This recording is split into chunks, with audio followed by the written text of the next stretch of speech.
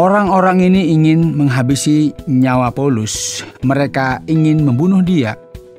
Jadi kita bisa melihat bahwa meskipun seseorang mendedikasikan dirinya bagi sebuah agama, ini tidak serta-merta berarti bahwa baik bagi kesehatan fisik dan kesehatan kerohaniannya. Saudara pendengar, bersama dengan saya Oti Priambodo dalam program Jalan 66. Jalan ini akan memberikan pengetahuan Alkitabiah dan menyuguhkan kepada kita jalan keselamatan. Sebuah petualangan yang akan membawa kita kepada penjelasan mengenai fakta-fakta Alkitab. Perjalanan kita kali ini sampai pada bagian akhir dari kitab Kisah Para Rasul. Dan hari ini kita akan belajar pada pasal 23. Pak Yohanes akan menyampaikan kepada kita dalam sebuah topik, yaitu target pembunuhan. Ini merupakan misteri iman Kristen yang luar biasa. Melayani dan melakukan kehendak Allah masih harus menghadapi penderitaan dan masalah. Apakah Anda pikir bahwa kehidupan ini hanya mengenai kenyamanan dan kedamaian? Atau Anda menyadari bahwa tidak ada kehidupan yang seperti itu? Kita perlu senantiasa untuk mengingat, Allah lah yang mengendalikan segala sesuatu, dan rancangannya tidak pernah gagal. Pendengar yang dikasihi oleh Tuhan, ini bukan atraksi yang baru, namun rasa haru akan senantiasa menghiasi perjalanan kita dalam program Jalan 66. Hari ini kita akan mempelajari Kisah Rasul pasal 23. Tentu Anda masih ingat apa yang telah kita pelajari pada pasal sebelumnya, di mana Paulus menghadapi banyak masalah yang besar di Yerusalem. Ia ditangkap oleh para prajurit karena disangka membawa orang bukan Yahudi masuk ke Bait Allah. Keributan ini semakin besar dan Paulus bisa membebaskan dirinya dari apa yang dikehendaki oleh musuh-musuhnya. Namun ini belum berakhir, saudara. Paulus kini jadi target pembunuhan. Nah, pada bagian akhir dari pasal 22, memberikan kepada kita informasi singkat mengenai apa yang terjadi dalam pasal 23 ini. Karena dikatakan di sana, namun kepala pasukan itu ingin mengetahui dengan teliti apa yang dituduhkan orang-orang Yahudi kepada Paulus. Karena itu pada keesokan harinya, ia menyuruh mengambil Paulus dari penjara dan memerintahkan supaya imam-imam kepala dan seluruh mahkamah agama berkumpul. Lalu ia membawa Paulus dari markas dan menghadapkannya kepada mereka. Saya yakin Anda masih ingat tentang mahkamah agama ini yang sering disebut juga Sanhedrin. Ini merupakan tempat sidang bagi orang Yahudi dan umumnya mereka membahas hal-hal yang berkaitan dengan keagamaan. Jadi Paulus kini dihadapkan kepada para pemimpin agama. Dan mereka mengelilingi Paulus. Paulus menatap mereka dan berkata, "Hai saudara-saudaraku, sampai kepada hari ini aku tetap hidup dengan hati nurani yang murni di hadapan Allah." Tetapi imam besar Ananias menyuruh orang-orang yang berdiri dekat Paulus menampar mulut Paulus. Hal ini dilakukan karena supaya Paulus diam dan hanya bicara ketika ia diminta untuk bicara. Membalas itu, Paulus berkata kepadanya dengan keras, katanya, "Allah akan menampar engkau, hai tembok yang dikapur putih-putih. Engkau duduk di sini untuk menghakimi aku menurut hukum Taurat. Namun engkau melanggar hukum Taurat oleh perintahmu untuk menampar aku." Dan orang-orang yang hadir di situ berkata, "Engkau mengejek imam besar Allah?" Jawab Paulus, "Hai saudara-saudara, aku tidak tahu bahwa ia adalah imam besar. Memang ada tertulis, janganlah engkau berkata jahat tentang seorang pemimpin bangsamu." Ini merupakan referensi dari apa yang tertulis dalam Keluaran pasal 22. Mungkin sekali bahwa Paulus tidak yakin mengenai siapa yang hadir di ruangan pengadilan.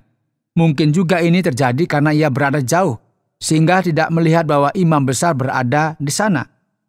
Meskipun Paulus bukan lagi pengikut dari Yudaisme, namun dia masih menunjukkan rasa hormat yang besar kepada para pemimpin dari bangsa itu. Jadi ini merupakan sesuatu yang menarik untuk kita perhatikan, saudara. Ini merupakan sesuatu yang kreatif, Apakah Anda pernah mendengar tentang cara cerdas untuk keluar dari masalah? Ya, tidak selalu bahwa hal ini berarti ketidakjujuran atau kelicikan. Ya, dalam kasus ini ada cara cerdik, yaitu cara seseorang menggunakan kreativitas dan kepandaiannya untuk keluar dari masalah yang rumit. Dan hal inilah yang dilakukan oleh Paulus. Ia akan bertindak dengan cerdas karena firman Tuhan mencatat, dan karena ia tahu bahwa sebagian dari mereka itu termasuk golongan orang Saduki dan sebagian termasuk golongan orang Farisi. Ia berseru dalam mahkamah agama itu, katanya, "Hai saudara-saudaraku, aku adalah orang Farisi, keturunan orang Farisi. Aku dihadapkan ke mahkamah ini karena aku mengharap akan kebangkitan orang mati." Mungkin saudara bisa bayangkan apa yang terjadi di sini, yaitu sebuah keributan besar. Paulus berkata, "Saudara-saudara, sebenarnya aku ini adalah orang Farisi. Aku percaya akan kebangkitan orang mati." Ketika ia berkata demikian, mari kita lihat apa yang terjadi di mahkamah agama ini, yaitu Sanhedrin. Timbullah perpecahan antara orang-orang Farisi dan orang-orang Saduki, dan terbagi-bagilah orang banyak itu. Sebab orang-orang Saduki mengatakan bahwa tidak ada kebangkitan dan tidak ada malaikat atau roh, tetapi orang-orang Farisi mengakui kedua-duanya. Maka terjadilah keributan besar. Beberapa ahli Taurat dari golongan Farisi tampil ke depan dan membantah dengan keras, katanya, "Kami sama sekali tidak menemukan sesuatu yang salah pada orang ini. Barangkali ada roh atau malaikat yang telah berbicara kepadanya." Maka terjadilah perpecahan besar, sehingga kepala pasukan takut kalau mereka akan mengoyak-ngoyak Paulus. Karena itu ia memerintahkan pasukan untuk turun ke bawah dan mengambil Paulus dari tengah-tengah mereka dan, perhatikan saudara, membawanya ke markas. Pendengar yang dikasihi Tuhan, ini merupakan sesuatu yang menarik. Paulus menggunakan kreativitasnya untuk keluar dari masalah yang rumit ini. Karena diskusi ini akan terus berlangsung. Nanti pada akhirnya ia akan terluka. Namun ia tidak berbohong. Ia memang percaya secara mendasar, sama dengan apa yang dipercayai oleh orang Farisi. Dan mereka tahu bahwa akan terjadi perpecahan di antara kedua kelompok tersebut. Jadi ia menggunakan hal ini sebagai kesempatan untuk, tanda petik, mendapat keuntungan demi Injil. Dan ia juga bisa keluar tanpa kurang suatu apapun.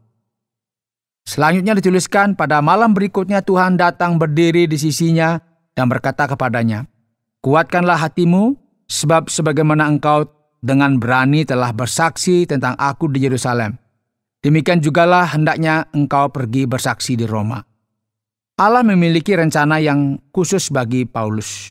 Dan meskipun ia telah menjadi target pembunuhan, hal ini tidak akan terjadi karena kehendak Allah jauh lebih berkuasa daripada kuasa kematian. Melalui hal ini, orang Yahudi yang menganiaya Paulus kini memutuskan untuk membuat sebuah konspirasi.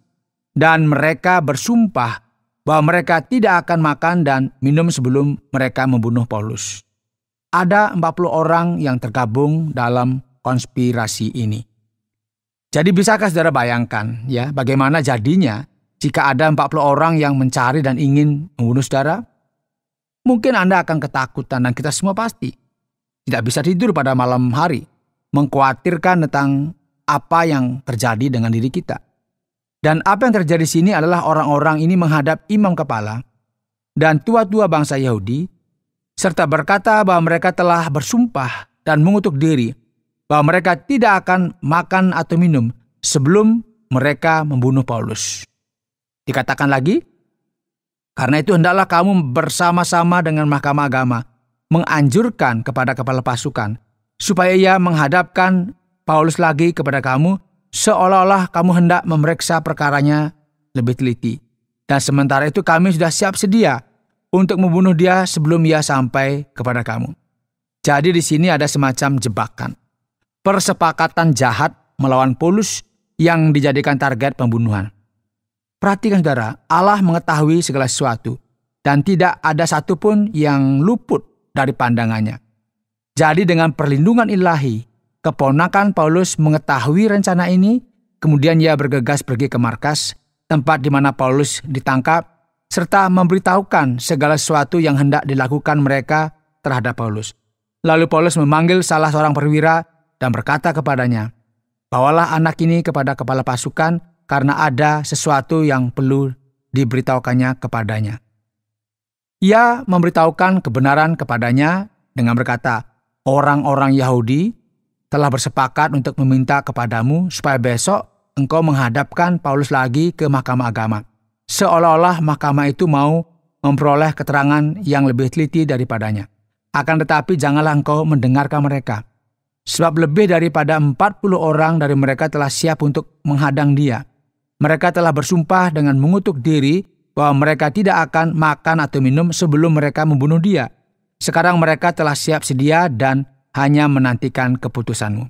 Lalu kepala pasukan menyuruh anak muda itu pulang dan memerintahkan kepadanya, "Jangan katakan kepada siapapun juga bahwa engkau telah memberitahukan hal ini kepadaku."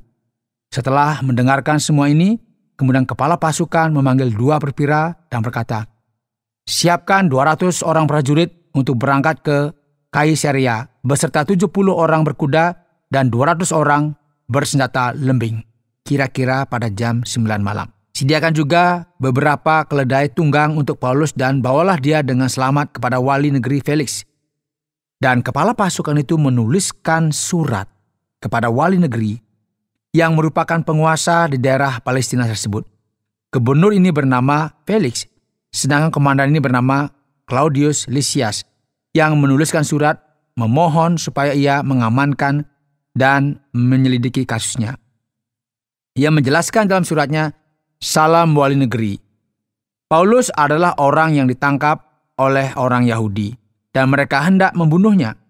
Aku datang menyelamatkan dia, namun aku tidak tahu apa yang terjadi. Aku mencoba untuk mencari tahu tentang apa yang terjadi.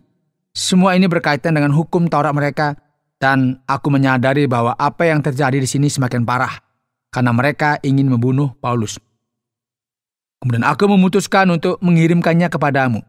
Aku juga telah mengatakan kepada orang-orang yang hendak mendakwa dia untuk mengajukan perkara itu kepadamu. Jadi untuk memahami apa yang sebenarnya terjadi, penting sekali untuk kita mengamati bahwa Israel sebenarnya merupakan provinsi kekaisaran Romawi pada waktu itu yang disebut dengan provinsi Palestina. Yerusalem terletak di tengah-tengah, sementara Kaisaria terletak di utara. Kaisaria merupakan ibu kota provinsi, dan gubernur Roma tinggal di sana.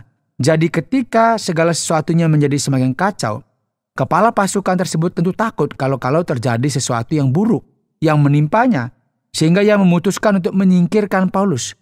Jadi ia membiarkan orang-orang yang hendak mendakwa Paulus tetap di sana, karena ia mengetahui bahwa nyawa Pauluslah yang menjadi incaran mereka. Kita tahu bahwa kehidupannya diberikan seutuhnya kepada Kristus untuk memberitakan Injil, saudara. Namun Allah memberikan kebebasan yang spesial. Pasukan-pasukan ini membawa Paulus ke Kaisaria pada malam hari. Mereka sampai di Antipatris. Pada keesokan harinya mereka membiarkan orang-orang berkuda dan Paulus meneruskan perjalanan dan mereka sendiri pulang ke markas. Setibanya di Kaisaria, orang-orang berkuda itu menyampaikan surat itu kepada wali negeri serta menyerahkan Paulus kepadanya. Dan setelah membaca surat itu, wali negeri itu menanyakan Paulus dari provinsi manakah asalnya, dan ketika ia mendengar bahwa Paulus dari Kilikia, sebuah kota di Tarsus, ia berkata, "Aku akan memeriksa perkaramu bila para pendakwamu juga telah tiba di sini." Lalu ia menyuruh menahan Paulus di istana Herodes, pendengar yang dikasihi oleh Tuhan. Ini merupakan sesuatu yang sulit yang harus dihadapi oleh Paulus. Ia pergi ke Yerusalem untuk menyembah Allah pada waktu Pentakosta. Namun secara tidak adil ia ditangkap. Sekarang ada permufakatan jahat terhadap dia. Dan hal ini pun semakin menjadi-jadi. Seterunya ingin membunuh dia. Mereka bisa melakukan hal tersebut di Yerusalem. Namun sekarang segala sesuatunya semakin rumit saja. Dan Paulus dibawa ke ibu kota Palestina, ke Kaisaria. Dan di sana ia menantikan sidang untuk mengetahui apa yang akan terjadi selanjutnya. Apa yang akan menjadi statusnya sekarang. Kita juga tahu bahwa orang-orang yang menuduh dan mendakwa tidak akan pernah menyerah. Mereka senantiasa mencoba untuk membunuhnya karena ia merupakan seorang rasul yang luar biasa bagi bangsa bukan Yahudi dalam gereja mula-mula. Dan karena kesetiaannya kepada Kristus, ia menjadi target pembunuhan. Anda sedang mendengarkan Jalan 66 dalam rangkaian Kitab Kisah Para Rasul pasal yang ke-23 yang telah dijelaskan oleh Pak Yohanes dengan topik target pembunuhan. Sekarang tibalah saatnya untuk kita bisa melihat atau kita bisa bertanya, ada banyak hal berkaitan dengan Kisah Para Rasul pasal yang ke-23 kepada Bapak Yohanes. Pak Yohanes, di awal pasal ini Paulus menyebut imam besar sebagai tembok yang dikapur putih-putih. Dan setelah itu ia sepertinya menyesal dan minta maaf. Apa yang terjadi di sini, Pak Yohanes? Ya, kita perlu memahami apa yang terjadi, Pak Oti. Paulus ada di Sanhedrin atau mahkamah agama orang Yahudi pada waktu itu, tempat mereka membuat keputusan yang penting. Para pemimpin dan tua-tua ini merupakan orang yang memiliki pengaruh besar bagi iman Yahudi, dan mereka membuat keputusan yang penting yang dipimpin oleh imam besar. Apa yang terjadi di sini sangatlah membingungkan. Beberapa orang berpikir dan beranggapan bahwa Paulus marah dengan apa yang terjadi dan tidak terima dengan Ananias yang merupakan imam besar pada waktu itu. Namun anehnya, karena apa yang dilakukan Paulus setelah ini dengan meminta maaf dan berkata, "Maaf, aku tidak tahu bahwa engkau adalah imam besar." Dan jelas sekali bahwa Paulus tidak berdusta. Orang lain berpendapat bahwa Paulus bersikap ironis dan pada dasarnya membuat situasi ini menjadi sedikit konyol mungkin ya, dan dramatis. Namun ini juga kurang tepat, karena ia kemudian mengutip dari apa yang tertulis dalam Keluaran 22, dan tidak mungkin juga kita berpikir bahwa Paulus mempermainkan firman Tuhan. Ada kemungkinan lain, yaitu penjelasan lain yang mengatakan bahwa imam besar ini tidak selalu hadir dalam pertemuan-pertemuan dan karena matanya yang bermasalah. Sebagaimana kita lihat kemudian ketika ia menuliskan surat kepada jemaat di Galatia, bahwa ia menulis dengan tulisan tangannya yang besar. Ini memberikan kemungkinan bahwa Paulus memiliki masalah dengan pandangannya, sehingga ia tidak bisa melihat dengan baik. Mungkin ia rabun jauh begitu ya. Ia melihat orang yang berbicara kepadanya namun tidak menyadari bahwa dia adalah imam besar dan menjawab seperti membalas dengan smash, ya, seperti dalam pertandingan bulu tangkis. Ia menyadari bahwa apa yang dilakukannya itu tidak menunjukkan rasa hormat sehingga ia meminta maaf atas apa yang terjadi di sini. Dan nampaknya penjelasan inilah yang lebih masuk akal. Yang berikutnya kita melihat Pak Yohanes, sepertinya terjadi hujan badai di sini karena ada pertikaian dari dua kelompok agama, orang Farisi dan orang Saduki. Ketegangan pun meningkat. Tetapi pertanyaannya, siapakah kedua orang ini, Pak Yohanes? Ya, penting sekali bagi kita mengetahui hal ini karena ada banyak orang di luar sana yang bingung dengan hal ini. Terkadang orang mulai bertanya, apa itu Saduki dan Farisi? Aku tidak mengerti. Jadi bagaimana kita bisa menjelaskannya? Sebenarnya Yudaisme pada waktu itu dibagi dalam beberapa kelompok. Yang paling terkenal dan penting dari kelompok-kelompok ini adalah kelompok Farisi dan Saduki, ya. Ada juga kelompok lain seperti Essenes yang sama dengan kelompok lain yang tinggal di Qumran. Ada juga kelompok politik seperti kaum Zelot dan Herodian. Namun yang paling penting dari kelompok-kelompok ini adalah Farisi dan Saduki. Farisi merupakan pemimpin yang lebih populer, yang memprioritaskan hukum Taurat dan mereka ini lebih ortodok. Orang Farisi adalah mereka yang pergi ke gereja pada waktu itu dengan membawa Alkitab di tangan, menghafal ayat-ayat, dan mereka melakukan apa yang menjadi tuntutan bagi mereka. Namun pada saat yang bersamaan, mereka tidak hidup sesuai dengan realita. Dalam kitab Kisah Rasul, kita melihat banyak orang-orang ini yang menjadi Kristen karena mereka percaya dengan perjanjian lama dan hukum Taurat. Mereka menantikan kebangkitan. Dan sekarang dengan orang Saduki, mereka ini adalah orang-orang yang dipengaruhi.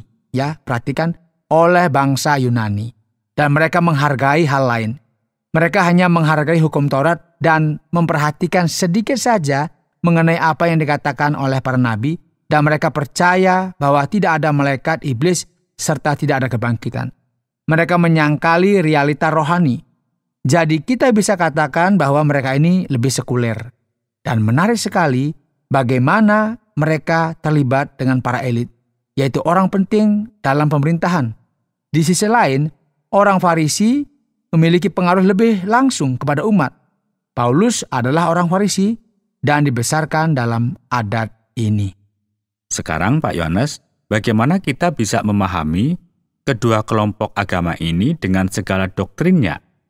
Karena mereka ingin membunuh Paulus. Sebagaimana juga dikatakan dalam ayat yang ke-12 dari pasal 23 ini.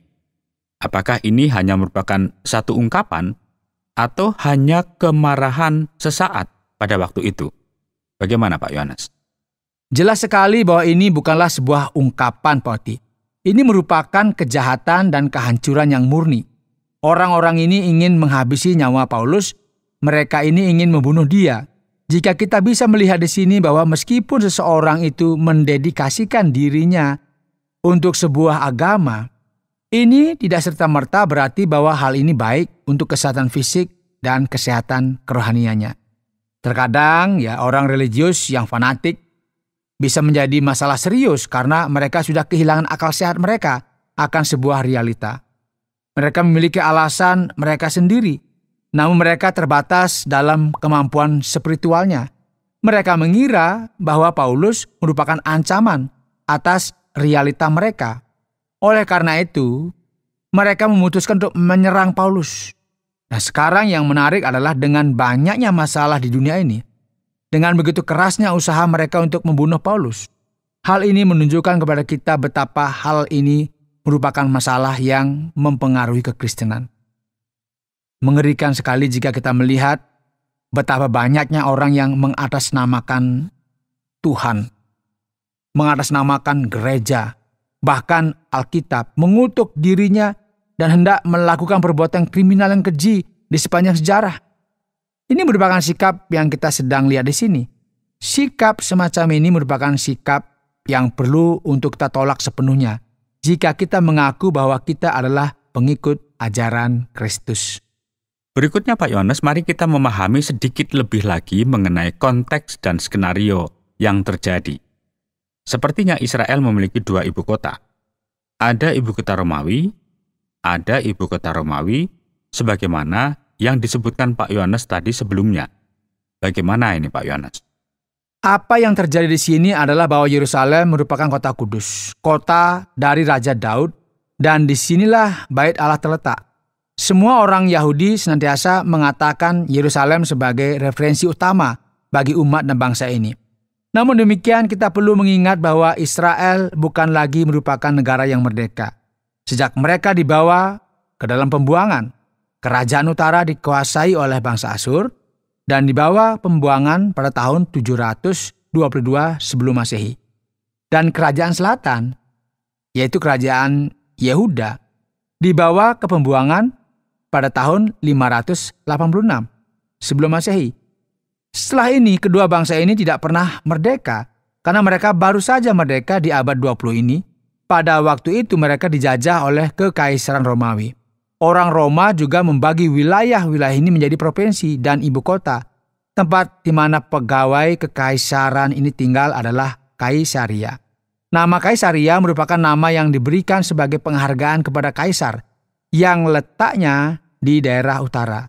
Jadi kehidupan religius umumnya terdapat di Yerusalem, sementara kehidupan politik dan ekonomi ada di Kaisaria.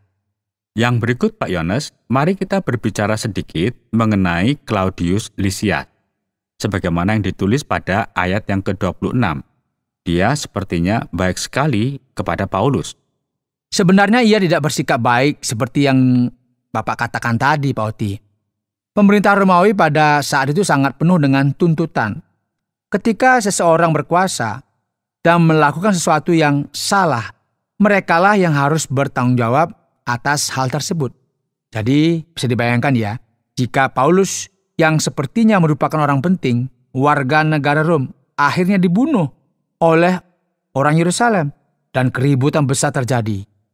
Sebenarnya, Claudius Lysias sedang mencoba untuk menyingkirkan kemungkinan dari masalah-masalah ini dan melemparkan hal ini kepada orang lain.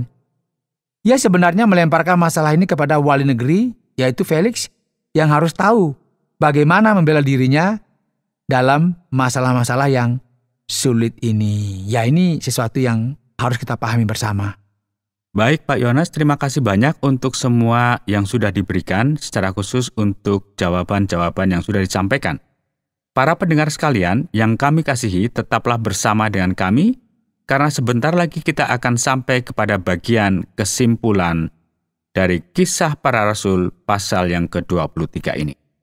Saudara, hari ini dalam program Jalan 66, kita telah belajar kitab Kisah Rasul pasal 23. Tema kita hari ini adalah target pembunuhan. Ini merupakan keadaan Paulus saat ini ketika ia dibawa dari Yerusalem ke Kaisaria. Dan ada kumpulan banyak orang yang ingin menganiayanya dan memenggal kepalanya. Terkadang kita berpikir, wah, jika seseorang melayani Allah, mengapa kemudian mereka harus mengalami banyak penderitaan dan masalah? Saya tidak mau mengalami hal ini. Apakah ini akan saya alami? Saya hanya ingin kedamaian dan ketenangan.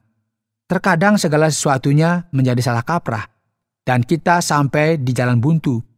Namun, ketahuilah bahwa Allah melakukan segala sesuatu dengan sebuah tujuan. Ia membimbing kita dengan segala hikmat-Nya. Saudara pendengar, karena waktu yang tidak memungkinkan, kita akhiri program Jalan 66 kali ini. Kami menantikan Anda untuk tetap mengikuti pelajaran berikutnya dalam lanjutan pembelajaran yang diajarkan Alkitab tentang Yesus Kristus kepada kita. Saudara, program Jalan 66 mengundang Anda untuk terus bersama dalam seri pembelajaran Alkitab yang memberikan pelajaran menyeluruh tentang firman Tuhan.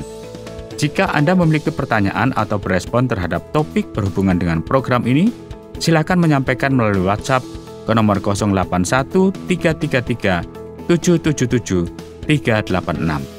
Terima kasih atas perhatian Anda.